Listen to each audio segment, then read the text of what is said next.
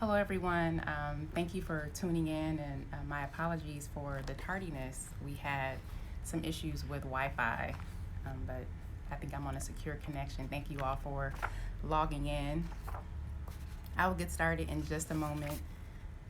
Thank you all for joining us today. My apologies for my tardiness once again. I was having challenges with my Wi Fi, but I was able to get everything set up. So, thank you all so much for your patience.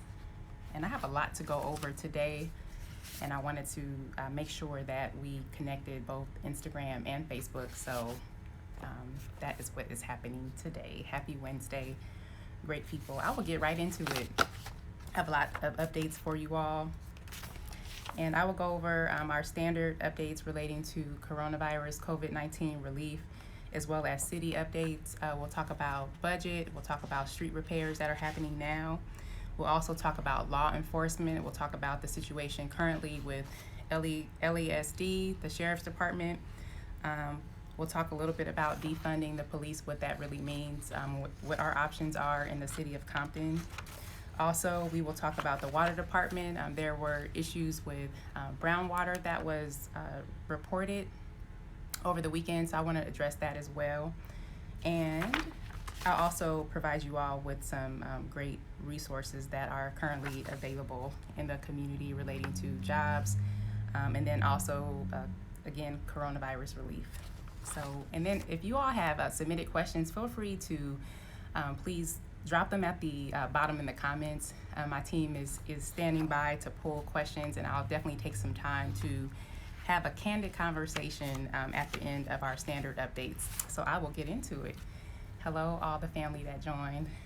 All right, I'll get into it. I pray everyone is safe and healthy on today.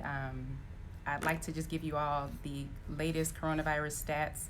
Currently in the city of Compton, we have 1,205 confirmed coronavirus cases in Compton and 24 deaths. We are seeing a significant increase in positive cases and deaths throughout the state of California. If you all are following what's happening in the nation, there's also been an uptick in confirmed cases with the reopenings. And so there has been strict messaging issued from the state and county level that we are going to be monitoring the opening of California, specifically LA County and Compton, relating to phase 3.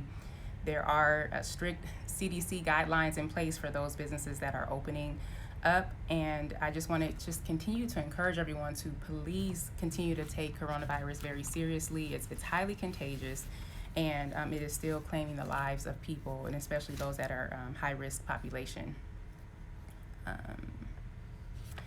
Also, we have received reports of large groups congregating in parks around the city. I want to remind you that it is still prohibited. I would love to go to the park. My baby would love to go to the park like everyone else, but the park is still closed because it is still a health hazard, and we will notify you as soon as this ban is lifted.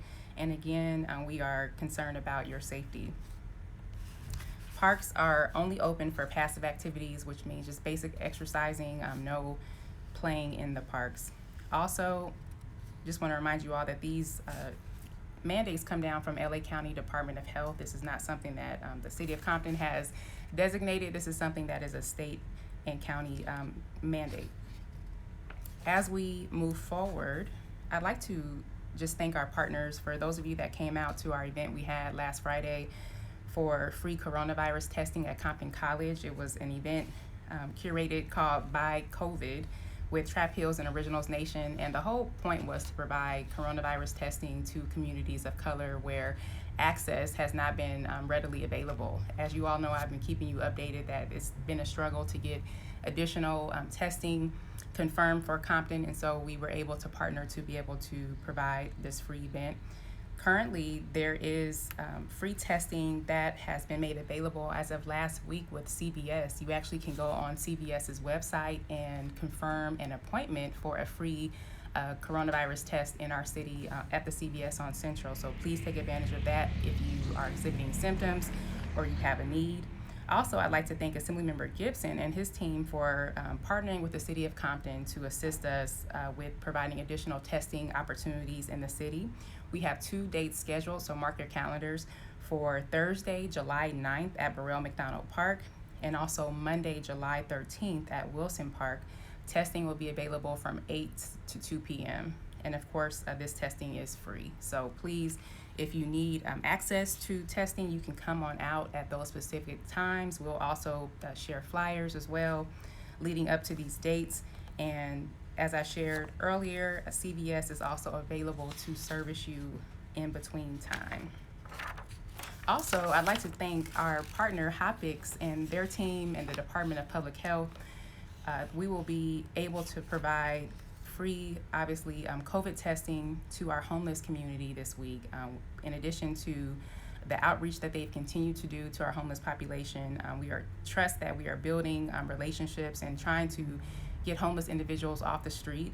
It is not easy, but they are out there doing that daily. They are offering existing resources to the homeless population, but it is a very complex issue. Many of the individuals do not want to move from their locations, and they do have legal rights as well. It is not illegal to be homeless, so I'm happy that we're able to provide this testing opportunity to that population as well, that they are in need. And the testing location will actually be at the Pentecostals of Compton, located on Alameda and Rosecrans. Moving forward to law enforcement, as you all know, we have been active in addressing issues that we've had with Los Angeles County Sheriff's deputies that service Compton.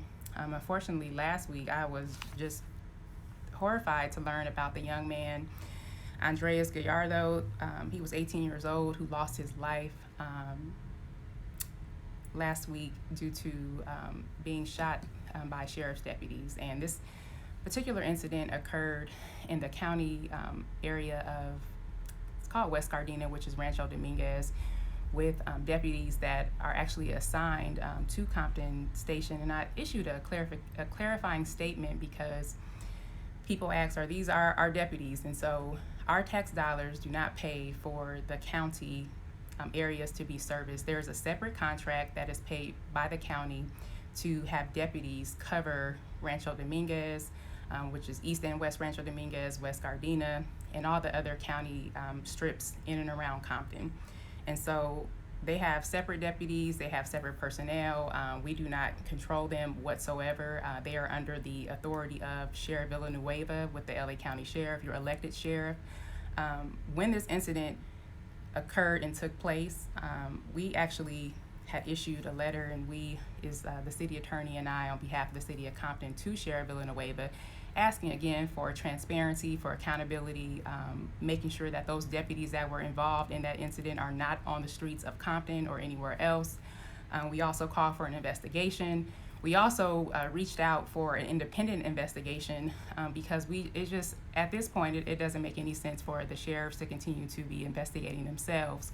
And so our hope is that the Attorney General will step up and intervene and be able to investigate these issues of excessive force within our community.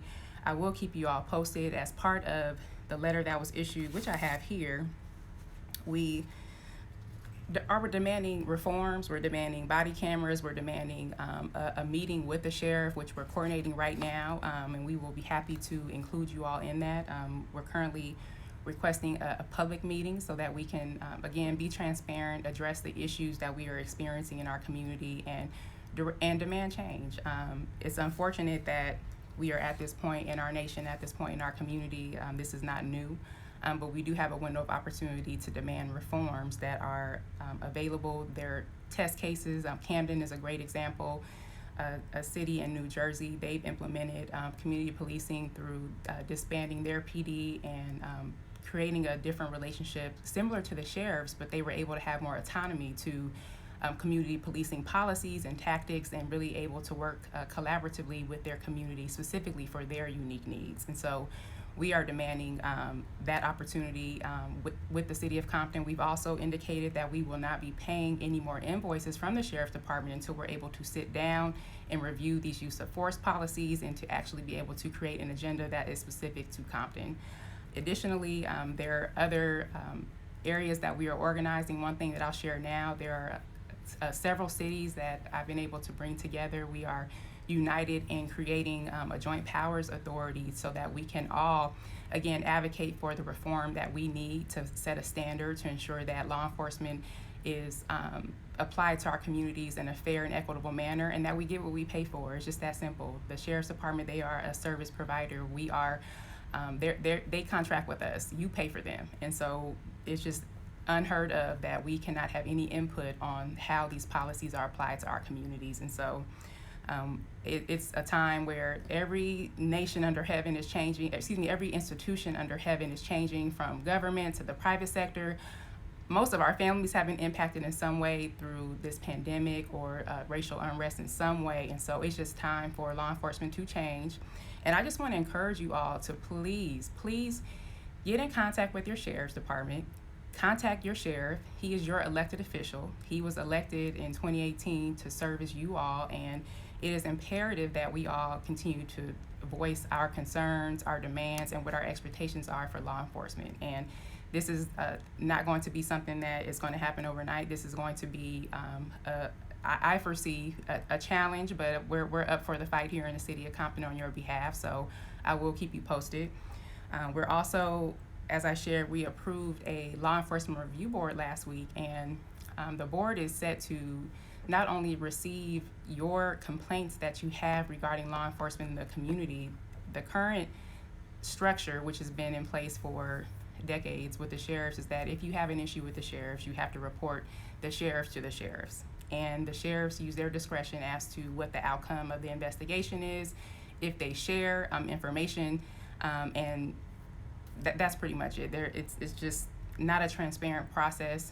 Even the city, we've demanded to understand the nature of complaints in our community. We'd like to know information on our deputies. What are their records?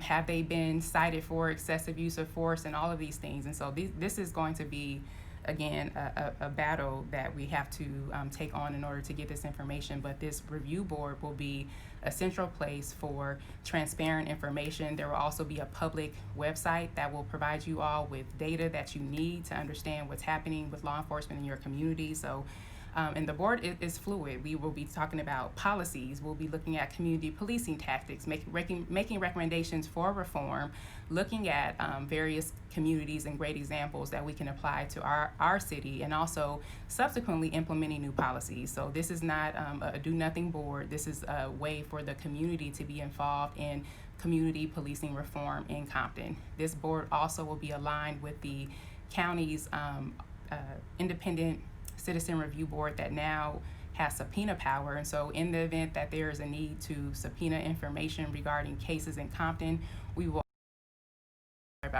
we will align with the county's board to do that. So I will continue to report out on this. And then also, I'd like to be able to get a way to receive your input and your ideas regarding law enforcement in your community. I don't believe that it's even the sole responsibility of this law enforcement review board to weigh in. I think that this is something that the entire community can be a part of. So we are, in my office, we're brainstorming ways to not only include you all in the process, but to ensure that you are updated and that you can provide feedback as we move forward with this body. So I don't know if that's going to be a Facebook group or what's the best way to do that, whether it's weekly polls or what have you, but I'm open to ideas as well, because we are charting new territory, and I believe it calls for a new way of incorporating the community as well. So please look out for that. And again, please drop your recommendations at the bottom. This is all hands on deck. I don't ever proclaim to have all the answers. I think that my job is to be able to bring us together, create a forum, and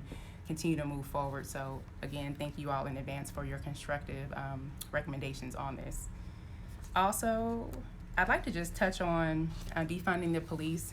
I know that Compton is obviously well-known, world-renowned in many ways, and as defunding the police has really gotten into the forefront as we talk about justice and reform of safety within our communities, there is a difference between disbanding your police and defunding your police. So in Compton, in the year 2000, we actually disbanded, and I say we, it was the city council at that time, disbanded Compton PD for a litany of issues. I am the first one to say there was no romanticism of Compton PD. Compton PD obviously had issues There was widespread corruption. It was just a lot going on with Compton PD. And those of you that have lived in Compton for a long time, you may have your own stories relating to Compton PD. So I'm not going to sit there and present that Compton PD didn't have challenges. However, when the sheriffs came in, the trade-off was that the city no longer had control over law enforcement. We no longer were able to appoint a police chief and hire and fire personnel and demand investigations and report out of information. So there was a real loss of power and influence over law enforcement in the community. And here we are 20 years later, and there is still a need for reform. And what we are looking at in the city of Compton is, instead of continuing to just take increases that are handed over to the city, we're looking at ways to redirect funding to additional community programs. Those of you that have been involved in the community for several years know that we implemented a pilot program, a gang intervention program. We received a grant, CalGRIP grant we wrote. We received $250,000 for community safety. And the thought at that time from law enforcement was, we'll take that $250,000 and add more officers. Well, I fought and said, no, you're not. We're going to actually implement this program, which was called Compton Empowered, to actually pay gang intervention workers to work out in the community to reduce crime.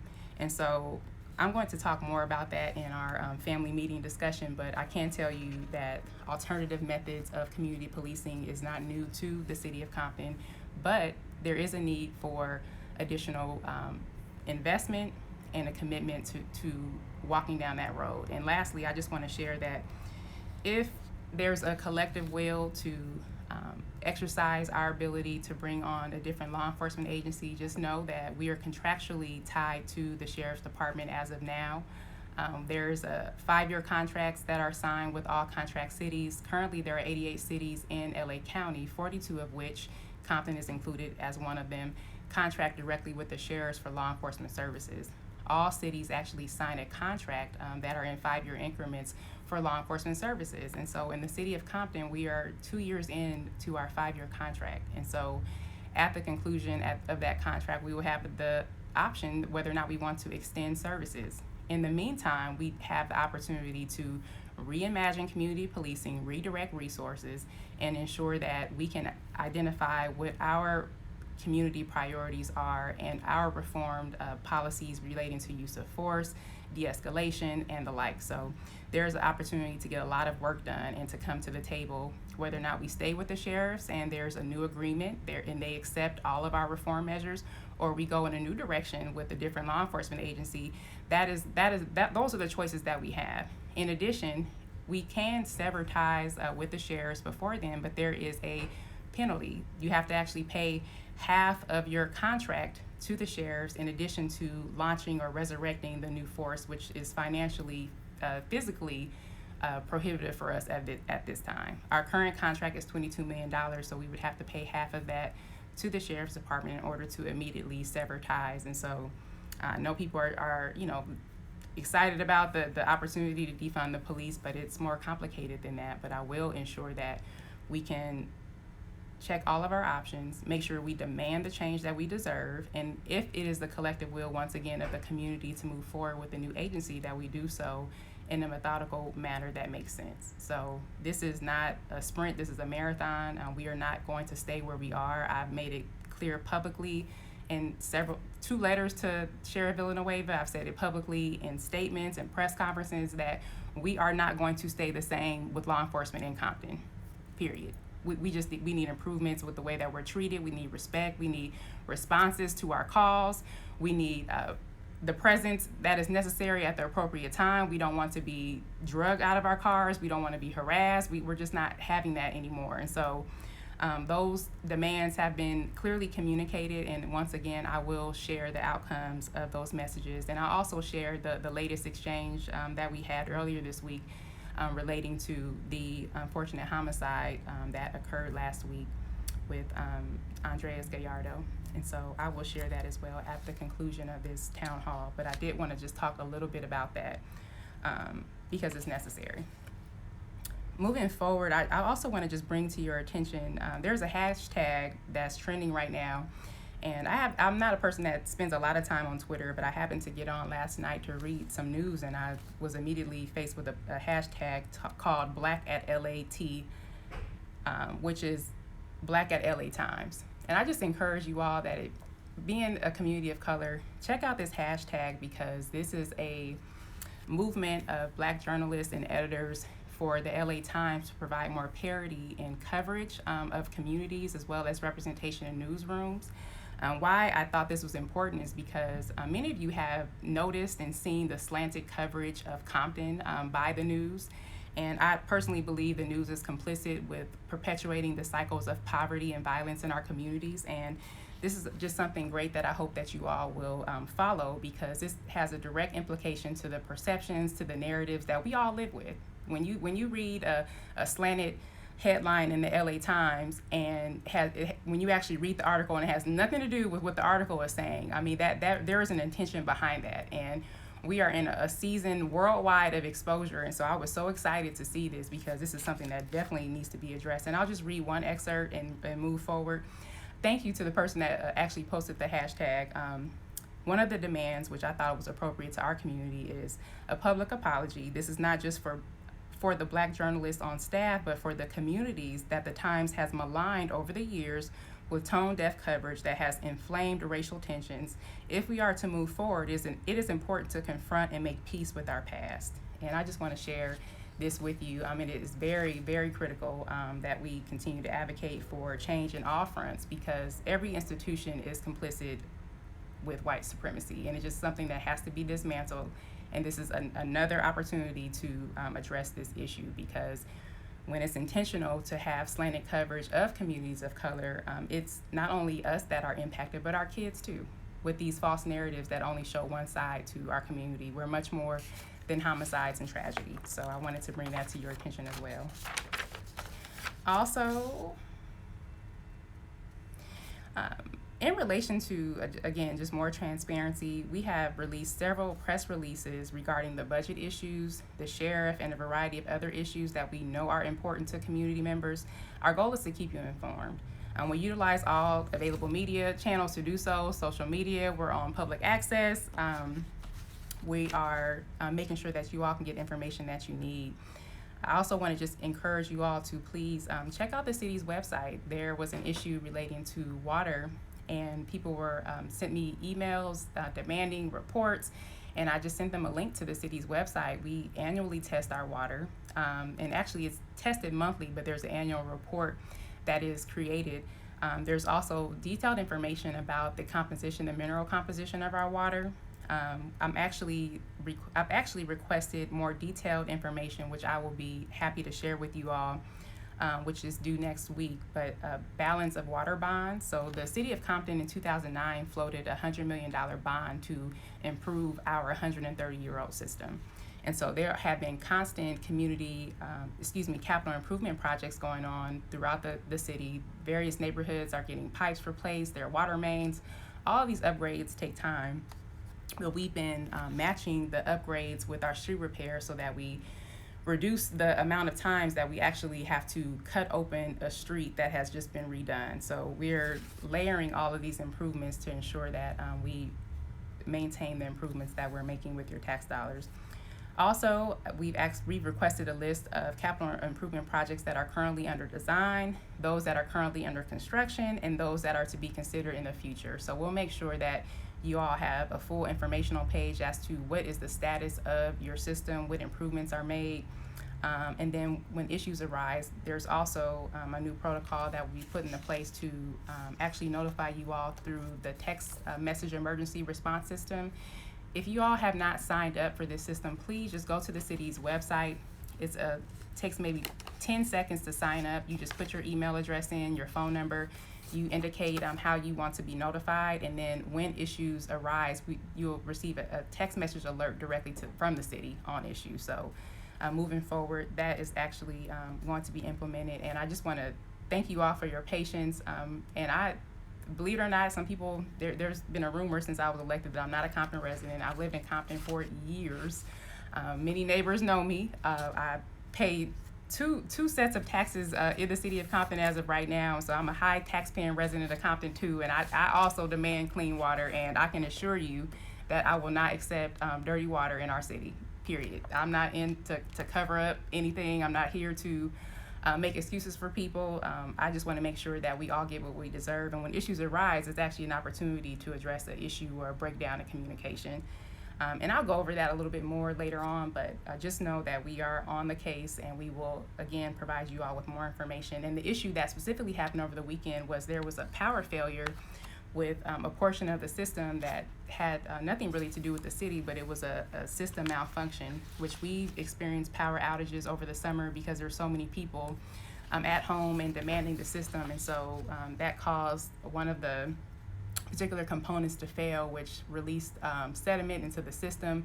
But again, if there was a hazard, I would be the first to let you all know. I would not stand for that. But and again, I'm not here to make excuses for the water department, but issues do happen on a water system, especially one that's over 130 years old. So we will continue to keep you all posted on that. In terms of street updates, we are continuing to repair potholes. We are continuing to repave streets. We are continuing to reconstruct streets. So currently, there is the CIP 1801 construction project occurring, which is a full reconstruction, new curbs, gutters, sidewalks, handicap access, and also obviously a brand new street down to the dirt. And so there is work currently going on Myrrh. And I've shared the list of streets that are included in CIP 1801. We'll also share that information again with you all. And I actually have a list of our grind and overlay, which is a separate project that I shared with you all before. Here it is.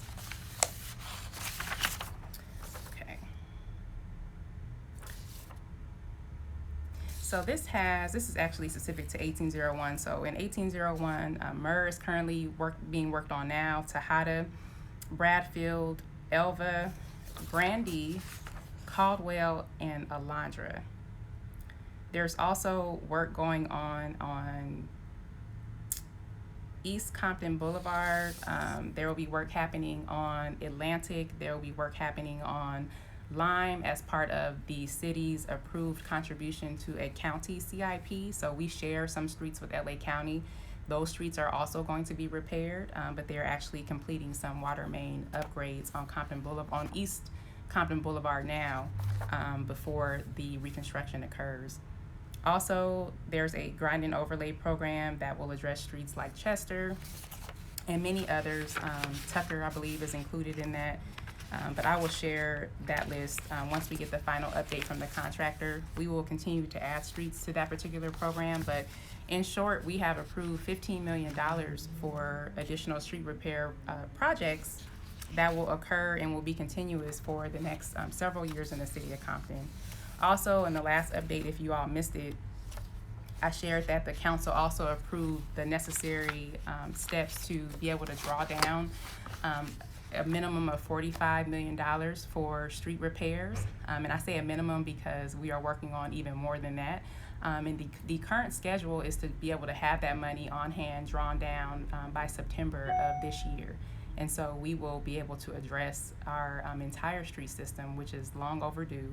It takes a lot of time, planning, a lot of elbow grease and tears to be able to restore an entire street system that has been neglected for decades. This is not something that just happened in the last few years. Potholes develop after 10 to 15 years of just neglect. And so, and at this point, the craters we have are really a 20, 30-year problem. So to make a long story short, we are fixing the issue, and we are also drawing down the money that will be able to not only address the entire street system, but to maintain it. And this is at no additional taxes to you. I'm adamant about no new taxes, and so this is being able to capitalize the money that we have.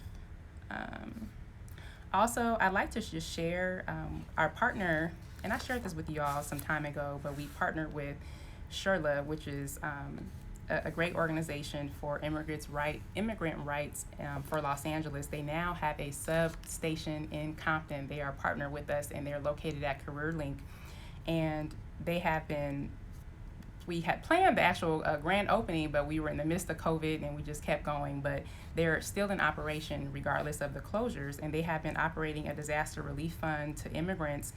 As of their last report, they have processed over 27,000 applications for financial relief. So if you know of any people that are in need of assistance, you can call them at 213-201-8700 or 213-395-9547. I also would like to just give a big shout out to Maritza. She is a Compton resident that is running the center at Sherla. She is incredible. We worked with her to overcome some obstacles to make this center happen for Compton. So we're just really excited to have them here. Again, they're located at CareerLink, which is located at 700 North Willis Road. They are here to service the community of Compton.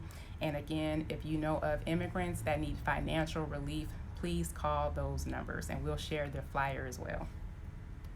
Also, AJCC, which is America's Job Centers of California, also located in Compton, they're providing up to 240 hours of paid work experience in the humanitarian field for people 18 to 24. And what they will do, they will partner with a local business that is providing some form of relief, if it's food, if it's clothing. There's also a little bit of wiggle room in those guidelines, but we are in need of people that need paid work experience. So if you are in need of a paid work experience job, and the hours are up to 240 hours of paid work experience, and again, those ages are 18 to 24. If you are interested or if you know a young person that is, please call 310-762-1116. And we will also share that flyer with you all as well. But this is a great opportunity for anyone, again, that is in need of work experience. And in terms of COVID relief, we have food distribution still taking place throughout the land in the city of Compton. You can visit the www.comptoncity.org/covid19.asb for our resource guide.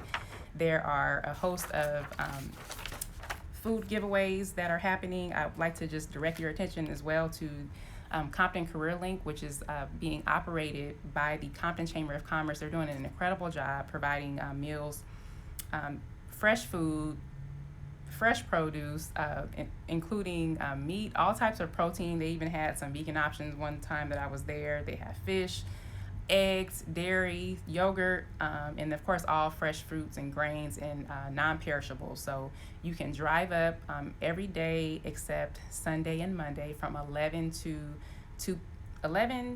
3 p.m.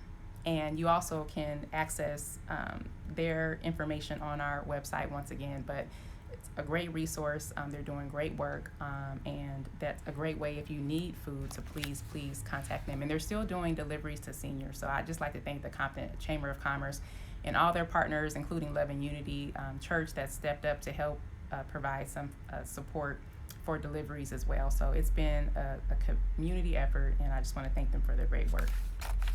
Also, Planet Health is hosting an organic food giveaway that will happen on July 4th. We will post more information as it arrives, but Planet Health is a great health center that is opening up on Compton Boulevard.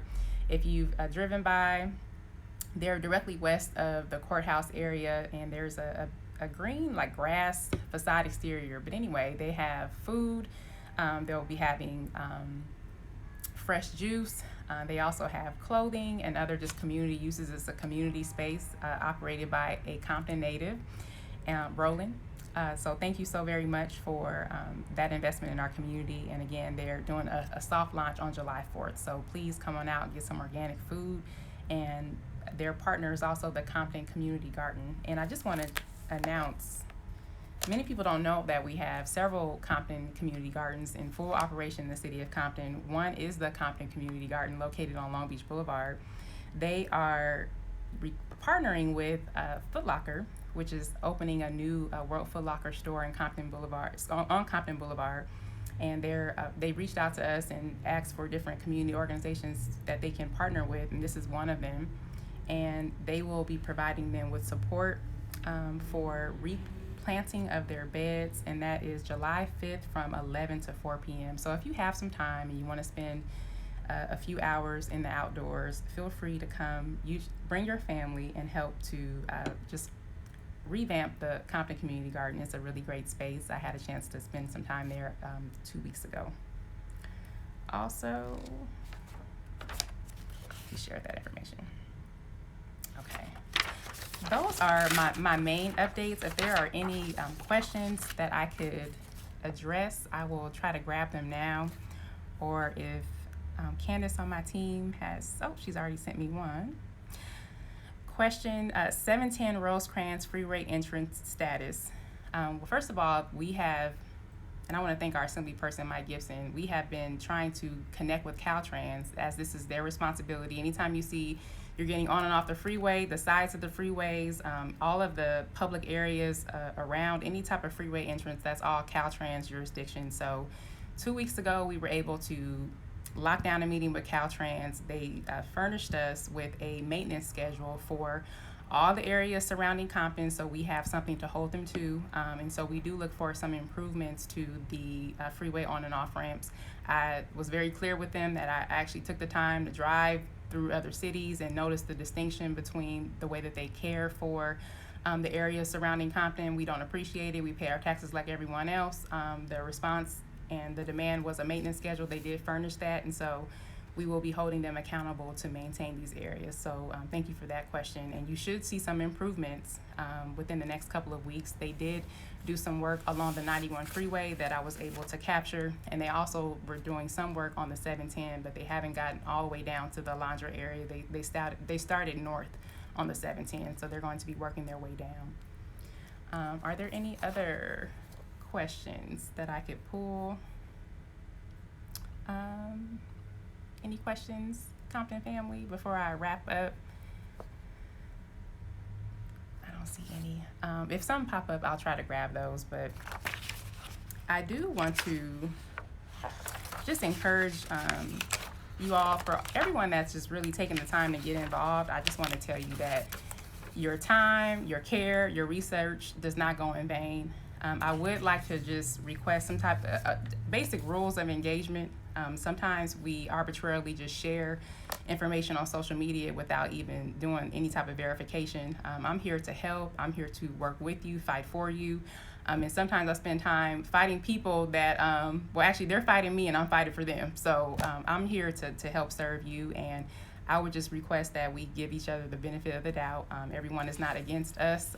Some of us are actually here for us, sacrificing to serve and moving the city forward. So I'm here to help everyone. And I would just request that as we look forward, we're talking about justice, we're talking about economic impacts, we're talking about infrastructure, that we also hold the entire system accountable, because when everything works in cohesion, that's when we can see the most movement. And I really believe that we're in a window of time where we can get a lot done, we can get a lot of reform passed, because people are, number one, paying attention, and people have raised the level of expectation for public servants. So I look forward to working with you all on those items. I see one question regarding Andreas Gallardo. I addressed this earlier. Feel free to scroll to the top. And even in that case, the young man, he was not a Compton resident. However, I believe that it's imperative that we treat people the way we want to be treated. And I did take it upon myself to get involved in this situation, because this family deserves answers. This could have been any one of us, even though, again, it didn't happen in Compton soil, it could have. And just the way that the whole community is on edge, I don't want to see destruction occur, and I don't believe that his life should have been lost in vain. And so my hope and my charge to the sheriff is reform, period. And I want you all to just take some time even to research your sheriff. Get to know who your sheriff is, Sheriff Villanueva. Get to know what's happening even with Andreas's case. His current autopsy is being held. That's something that is the decision of the sheriff. So we need to apply pressure at the right places so that we can get the change that we all deserve. Also, we're coming into an election in November.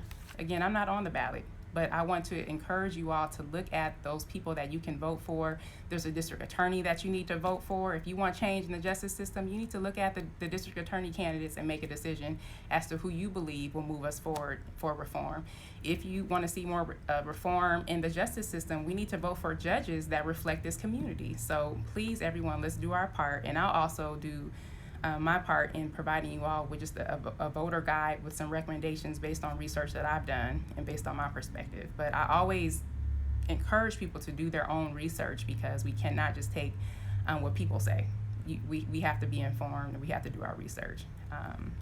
And so, lastly, I'm going to schedule a more informal Compton update, just a family meeting is what I'm calling it, because I believe that in order for us to really move forward with the momentum that I know we can have, that we truly need to have some discussions about how we got here. What's happened in Compton the last 20 years? People just throw out, oh, there's corruption. Well, it's more than that. There has been corruption in Compton leadership, but the outcome has been impact on the organization. There has been so much that's happened, and for that effect not happen in city government, ultimately that impacts how we live. And so if we want to do better, if we want better, we have to do better. That means we have to educate ourselves, we have to become engaged, and then become empowered. And the only way to do that is by spending time getting to know the issues. And so I think that's really critical. One person said, you supported Bloomberg, who supported stop and frisk. Let me talk about Bloomberg for a second. So I'm a policy person, and I read every single presidential candidate's policies for Black and brown people. Bloomberg actually had the most robust and concrete policy plan to actually lift communities of color from poverty.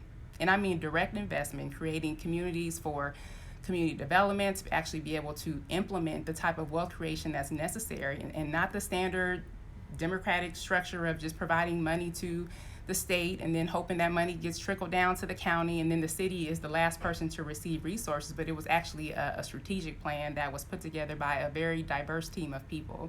I think that we can't afford to be monolithic in the decisions that we make.